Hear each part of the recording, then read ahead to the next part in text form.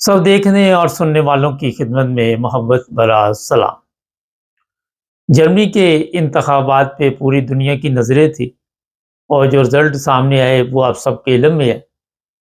जो हमारा गैर मुल्कियों का मसला है, आज उसी पे बात करेंगे कि जब इन लोगों ने वोट लेने थे तो क्या-क्या ऐलानात किए गए थे, क्या-क्या दावे किए गए थे।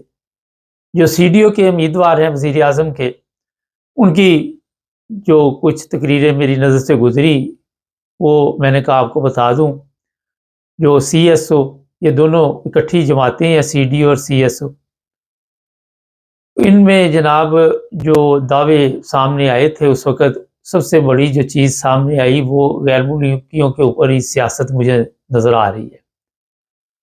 जो सीडीओ के उम्मीदवार हैं वज़ीर-ए-आज़म, उनके बयानात मैं थोड़े से आपको बता देता हूँ कि उनका कहना है कि 40,000 ऐसे गैर मुल्की फ़ौरी तौर पे जर्मनी से बाहर निकाले जाएँगे। वो कौन से लोग होंगे, अभी ये बताता हूँ, लेकिन मुझे एक बात याद आ गई। कल इरफ़ान अहमद ख़ान साहब ने गलती से हम बात जर्मनी की कर रहे थे, तो उन्होंने कह दिया कि सुप्रीम कोर्ट ऑफ पाकिस्तान। तो ज़ाहिर है जब हम इंटरनेशनल प्रोग्राम करते हैं तो कॉमर्स में कुछ लोगों ने, मुझे तो पता चल गया था, मगर बाद में मैं भी भूल गया बताना आपको।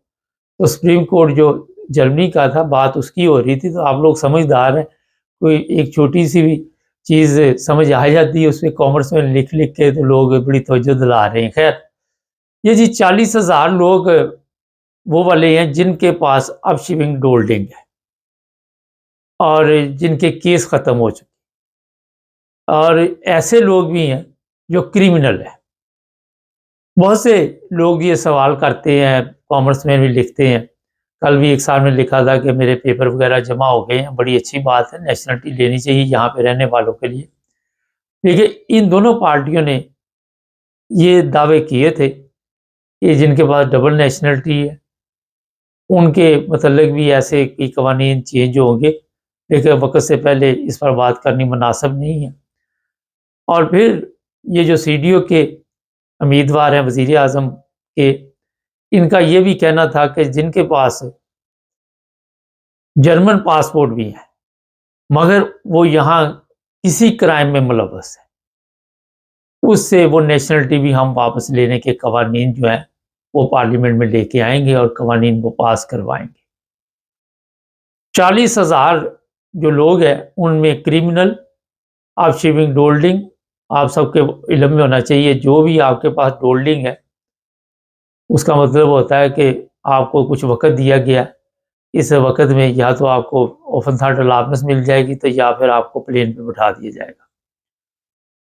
ऐसी चीज़ें सामने आ रही हैं कि अब जो भी गवर्नमेंट वजूद में आएगी, उस पर बातचीत होगी। जहाँ तक लोग बता रहे हैं, या मैं भी इस पर नज़र रखे हुए हैं, कोशिश करेंगे, कल खान साहब से भी बातचीत करेंगे, इरफान अहमद खान साहब से, कि एसपीडी और सीडीओ ये गवर्नमेंट बनाएगी। एएफडी के साथ गवर्नमेंट सीडीओ की बनती नज़र नहीं आ रही। और यहाँ पे अब जो 40,000 लोग हैं, ये तो उन्होंने कहा कि जो सोफोट फौरी तौर पे इनको हम मुल्क से बाहर निकालेंगे। 3 माह के अंदर-अंदर, 2 माह जैसे ये गवर्नमेंट वजूद में आएगी, उसके बाद ये काम शुरू हो जाएगा। अब जिन लोगों के पास अरसा दराज से डोल्डिंग है, उनमें उन लोगों की भी कई गलतियाँ हैं, मैं आपको बता देता हूँ। मैं क्यों हर प्रोग्राम में कहता हूँ कि अपने आप को इन ममालिक में मजबूत बनाएँ। वजह ये होती है कि कई ऐसे लोग हैं जो जर्मन ज़ुबान की वजह से आज तक यहाँ पे ओपन थाट अलाउंस हासिल नहीं कर सके। फिर दूसरी जो चीज़ है, वो है यहाँ पे काम नहीं करते और बेनिफिट पे रहते हैं, और उसकी वजह से भी उन्हें फिर ओपन हार्ट अलाउंस नहीं मिलती। जो सबसे बड़ी वजह है, इसमें आप पाकिस्तानी नहीं, आप सारे गिन सकते, दूसरे ममालिक के भी ज़ाहिर लोग हैं, पाकिस्तानी तो इतने नहीं हैं। वो लोग हैं जो क्रिमिनल हैं। कल एक जर्मन ख़तून इसी बिल्डिंग में रहती है जहाँ पे हम रहते हैं, उससे बातचीत हुई। वो 80-85 साल की है। तो वो कहने लगी कि ये सीडीओ जो आई है ये ठीक नहीं। अब उसे बातों में पूछा क्यों? वो कहती एएफडी ठीक थी। वजह पूछी, उसने कहा कि यहाँ पे जो गैर मुल्की आए हुए हैं, जो क्रिमिनल है, उनकी वजह से हम घरों से बाहर नहीं निकल सकते। वो ऐसे ऐसे काम डालते हैं, हमारी बच्चियां यहाँ पे महफूज नहीं है, इतने रेप के केस हो रहे हैं। ज़ाहिर है फिर ये मीडिया, अब ये 80-85 साल की जो औरतें हैं, ये कोई टिकटॉक नहीं देखती मेरे ख्याल में, ये नॉर्मल जो मीडिया है, टीवी की खबरें होती हैं, वो सुनते हैं तो इनको पता चलता है। तो बहरहाल यही बात है जो उम्मीदवार है सीडीओ के, वज़ीर आज़म के, उन्होंने भी कही कि हम यहाँ पे महफूज नहीं, जब से ये गैर मुल्की आए हैं, और हम रात को बाहर नहीं निकल सकते। यही ख्यालात का उन्होंने भी इज़हार किया, और उन्होंने कहा कि हम जर्मनी को उसी जगह पे लेके आना चाहते हैं जहाँ पे जर्मनी पहले था। हम ऐसे तमाम लोगों को यहाँ से निकालेंगे जो क्रिमिनल हैं, जिनके केस ख़त्म हुए हैं, उनका मकसद नहीं यहाँ पे रहने का। जब आपकी सियासी गुनाह ख़त्म होगी और फिर आप यहाँ पे रह रहे हैं, तो वो कहते हैं जनाब ऐसे तमाम लोगों को मुल्क बदर किया जाएगा। ये मैं आपको बता देता हूँ कि ये भी उन्होंने कहा कि बहुत स्लो चल रहा है अगस्त में, और अगस्त के बाद ये 2 प्लेन अभी और भी गए हैं, तो बहुत स्लो है ये। अगस्त में अफ़गानिस्तान में, और उसके बाद इराक, और ये और भी। तो ये हम चाहते हैं कि जिस तरह तेज़ी के साथ इन लोगों को इस मुल्क से बदर करना है, और आप सबके इल्म में है कि अमेरिका में जो कुछ हो रहा है, उसकी वजह से भी दूसरे ममालिक बहुत असर ले रहे हैं। ये मैं आपको बता देता हूँ कि हमारे गैर मुल्की जो क्राइम करते हैं, वो समझते हैं कि हम यहाँ जो मर्ज़ी दंदनाते फिरें और जो मर्ज़ी करते फिरें, हमें कोई पूछने वाला नहीं और हमें कोई सवाल नहीं कर सकता। लेकिन अब उनकी पिकनिक ख़त्म होने वाली है, जिनके पास होल्डिंग है उनकी भी पिकनिक ख़त्म होने वाली है, और जो क्राइम में मुलव्वस है, चाहे वो ओपन अलाउंस भी रखते हैं, उनसे वो भी छीन कर वापस भेजा जा सकता है। क्योंकि क्रिमिनल को ये बिल्कुल, ये अगर सीडी और एसपीडी भी गवर्नमेंट बनाती है, तो एसपीडी ये नहीं कह सकती कि क्रिमिनल को आप वापस नहीं भेज सकते या होल्डिंग को आप वापस नहीं भेज सकते। यहाँ पे इनके एक ही जगह पे होंगे, क्योंकि एएफडी भी यहाँ पे इकट्ठी है, और जब पार्लियामेंट में ये आप सबको अक्सरियत में नजर आएंगे, तो वहाँ पे फिर ज़ाहिर ऐसे लोगों की मंजी तो ठुकनी है ना। तो जिन्होंने क्राइम किए, और उस वक़्त यहाँ तक आप जिस मुल्क में जाएँ, वहाँ पे आप समझते हैं कि किसी चीज़ पे नज़र नहीं होती, बगैर टिकट भी आप सफ़र करते हैं, तो ये छोटी-छोटी चीज़ जो है वो अ, अकाउंट करते हैं, नज़र रखते हैं। और गैर मुल्की को जब ओमान से या बस से उतारा जाता है, तो सारी बस देख रही होती है। अगर जर्मन को उतारा जाए तो वो नहीं देखते। तो ये जो लोग हैं 40,000, मुझे लग रहा है कि अगले कोई 3 से 6 माह में इनकी छुट्टी होने वाली है।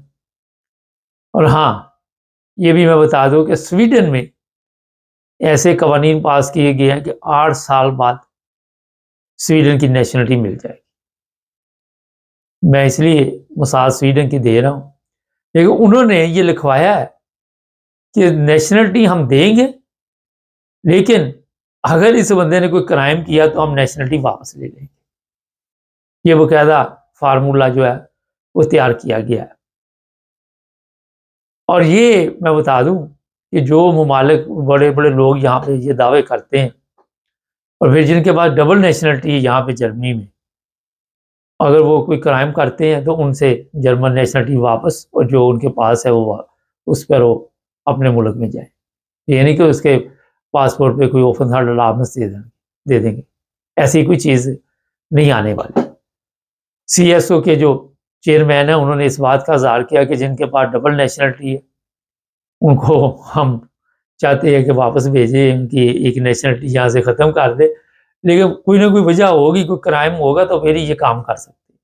अगर आप पुरअमन शहरी हैं, वो खुद ही कमा रहे हैं, खुद ही खा रहे हैं, कोई टैक्स दे रहे हैं, जो आम जो लोग हैं जिस तरह ज़िंदगी गुजारते हैं, तो मेरा फिर कोई प्रॉब्लम नहीं।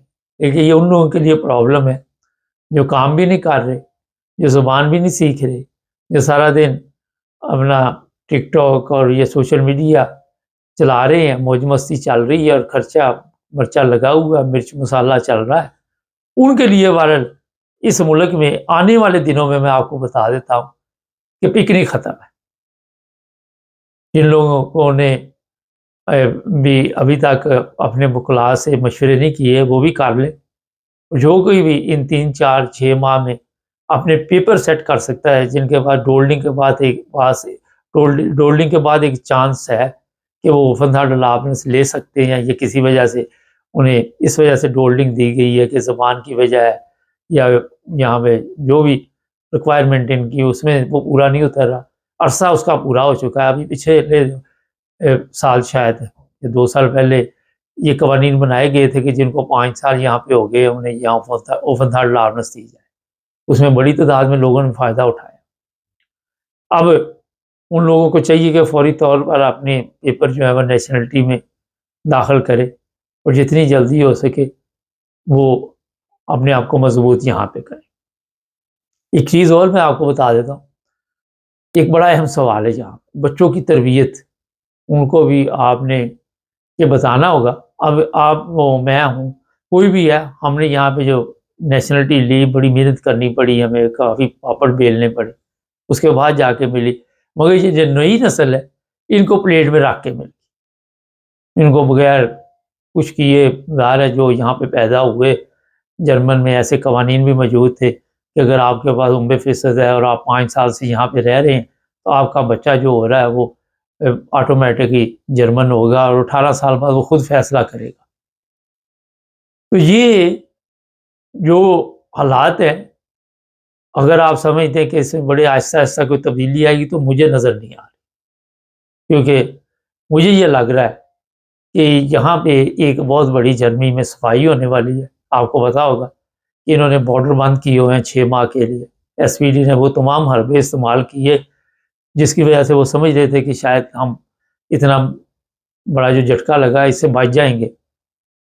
और आपने देखा एसपीडी का जो शुरू हुआ तीसरे नंबर पे आ गई, एएफडी दूसरे नंबर पे आ गई, एसपीडी जो है और सीएसओ वो पहले नंबर पे आई। तो इन्होंने देर कर दी ये चीज़ें बारह लोगों की नज़र में। जिस तरह मैंने वो जर्मन खतून 80 साल की बात की है, इनकी नज़र में ये क्राइम जो हो रहे थे चाहे वो थोड़े थे कम थे ये सवाल नहीं है। वो कहते हैं बद नालों बदनाम बुरा, तो बदनाम बहुत ज़्यादा हो गए यार। मैं जिस शहर में मौजूद हूँ वहाँ पे जेलों में 60% जो जेल में सज़ा काट रहे हैं वो गैर मुल्की हैं। एक सिटी की बात कर रहा जर्मनी की, और 40% जर्मन। आबादी जर्मनों की ज़्यादा है, ज़ाहिर है जर्मन ज़्यादा यहाँ पे रहते हैं, उनका मुल्क है, मगर जेलों में 60% गैर मुल्की है। अब ये 60% में तुर्की भी हैं, जो भी लोग हैं, अफगानी भी होंगे, पाकिस्तानी भी होंगे, सोमालियन भी। ये जो 60% बैठे हुए जेलों में, अगर तो इनके पास ओपन थर्ड लाभ या डोल्डिंग या सियासी पनाह कुछ भी हुआ तो इस तरह के लोगों को भी यहाँ पे रहने की इजाज़त नहीं देगी। और ये भी कोशिश करेगा कि पहले तो होता था ना कोई 5 साल जेल में या 8 साल जेल में या 10 साल जेल में हो सकता, 1 साल पे भी ये नए कवानीन पे आता है कि कौन से कवानीन ये बनाते हैं। लेकिन इन्होंने हमारा खिड़की टाइल लगानी है, ये मैं आपको बता देता हूँ। तो जनाब ये ताज़ा सूरत हाल थी, जो इन लीडरों की सोच है वो मैं आपको बता रहा हूँ। गवर्नमेंट बनने के बाद और ये ज़्यादा देर नहीं लगेगी, गवर्नमेंट बन जाएगी।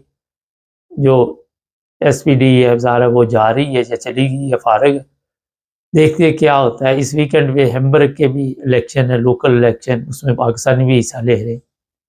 और उनसे भी मैंने जो बातचीत की तो उन्होंने भी इसी बात का इज़हार किया था कि जो गैर मुल्की हैं वो क्राइम में मुलव्वस है, वो हमारे लिए मुश्किलात खड़ी कर रहे हैं। कई लोग पूछ रहे थे कि यहाँ पे इलेक्शन में मुसलमानों ने कितनी सीटें ली, तो जो मेरी नज़र में अभी तक गुजरी हैं कुछ चंद एक, क्योंकि इसका काफ़ी टाइम चाहिए पता करने के लिए, वो तो अपनी सीटें नहीं बचा सके, लेकिन शायद कोई बचा भी सका हो। इस पर अभी पता करेंगे, किसी से खान साहब से कहेंगे कि ज़रा चेक करें, क्योंकि हर के अब पाकिस्तान तो है नहीं कि हर एक के माथे पे लिखा हो ये मुसलमान है, ये फ़लाँ है, ये फ़लाँ, ये फ़लाँ। यहाँ पर तो सब कहते हैं कि जर्मन में जो रहते हैं जर्मन है। चैनल को सब्सक्राइब करें, देखते रहे हमारे प्रोग्राम और भी जुड़े रहे हमारे।